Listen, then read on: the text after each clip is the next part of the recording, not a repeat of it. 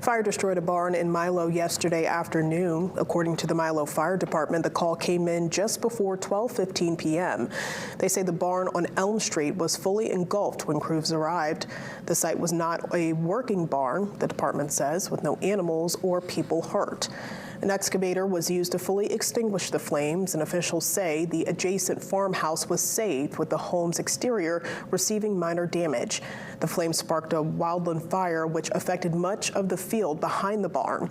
Officials believing the fire spanned between 2 to 5 acres. The fire marshal's office is investigating.